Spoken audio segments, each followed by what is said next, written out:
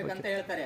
ಹಾಗೆ ಮುಂದೆ ಬರ್ತಾ ಹೋದ್ಮೇಲೆ 1938ರಲ್ಲಿ ನಮ್ಮ ಯಾರು ಪಂಡಿತ್ ಜವಾಹರ್ಲಾಲ್ ನೆಹರು ಅವರು ಕೂಡ ಏನ್ ಹೇಳ್ತಾರೆ ಅಂದ್ರೆ, ಅವರು ಏನು ನಮ್ಮ ಭಾರತಕ್ಕೆ ಒಂದು ಸಂವಿಧಾನ ರಚನಾ ಸಭೆ ಬೇಕು, ಅದು ಯಾವ ರೀತಿ ಇರ್ಬೇಕಂತ ಹೇಳ್ತಾರೆ ಅಂದ್ರೆ, ಅದು ಎಲ್ಲ ಭಾರತೀಯರಿಂದ ಒಗ್ಗೂಡಿದಂತ ಒಂದು ಸಂವಿಧಾನ ರಚನಾ ಸಭೆ ಇರ್ಬೇಕಂತ ಅವ್ರು ಹೇಳ್ತಾರೆ.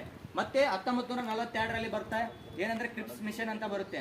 ಆ ಮಿಷನ್ ಅನ್ನು ಬಂದಾದ ತಕ್ಷಣ ಏನಂದ್ರೆ, ಯಾರು ಭಾರತೀಯರು ಕೂಡ ಏನಂದ್ರೆ ಅದಕ್ಕೆ ಒಪ್ಪಿಗೆ ಕೊಡಲ್ಲ. ಅದರಲ್ಲಿ ಯಾರಂದ್ರೆ ಮುಸ್ಲಿಂ ಲೀಗ್ನ ಪ್ರಮುಖ ನಾಯಕರಾದಂತ ಮೊಹಮ್ಮದ್ ಅಲಿ ಜಿನ್ನಾ ಅವರು ಕೂಡ ಏನಂದ್ರೆ ಈ ಒಂದು ಕ್ರಿಪ್ಸ್ ಮಿಷನ್ ಬಂದದ್ದ ಆಯೋಗವನ್ನು ಕೂಡ ಏನ್ ಮಾಡ್ತಾರೆ ಅಂದ್ರೆ ಅದಕ್ಕೆ ಒಪ್ಪಿಗೆ ನೀಡಲ್ಲ. ಮುಂದೆ 1946ರಲ್ಲಿ ಕ್ಯಾಬಿನೆಟ್ ಮಿಷನ್ ಅಂತ ಬರುತ್ತೆ. ಆ ಕ್ಯಾಬಿನೆಟ್ ಮಿಷನ್ ಏನ್ ಮಾಡುತ್ತೆ ಅಂದ್ರೆ, ನಮ್ಮ ಸಂವಿಧಾನದಲ್ಲಿ ಅಂದ್ರೆ ಭಾರತಕ್ಕೆ ಒಂದು ಸಂವಿಧಾನ ಬೇಕು ಅಂತ ಏನ್ ಮಾಡ್ತಂದ್ರೆ ಅದು ಆಯೋಗ ಹೇಳುತ್ತೆ. ಆಯೋಗ ಹೇಳಿದ ತಕ್ಷಣ ಏನಂದ್ರೆ ಎಲ್ಲರೂ ಅದಕ್ಕೆ ಒಪ್ಪಿಗೆ ಕೊಡ್ತಾರೆ. ಆ ಆಯೋಗದಲ್ಲಿ ಯಾರ್ಯಾರು ಇರ್ತಾರೆ ಅಂದ್ರೆ ಫೆಥಿಕ್ ಲಾರೆನ್ಸ್ ಮತ್ತೇನಂದ್ರೆ ಅಲೆಕ್ಸಾಂಡರ್ ಮತ್ತೆ ಇನ್ನೊಬ್ರು ಕ್ರಿಪ್ಸ್ ಅಂತ ಇರ್ತಾರೆ. ಇಂಗ್ಲೆಂಡಿನ ಪ್ರಧಾನಮಂತ್ರಿ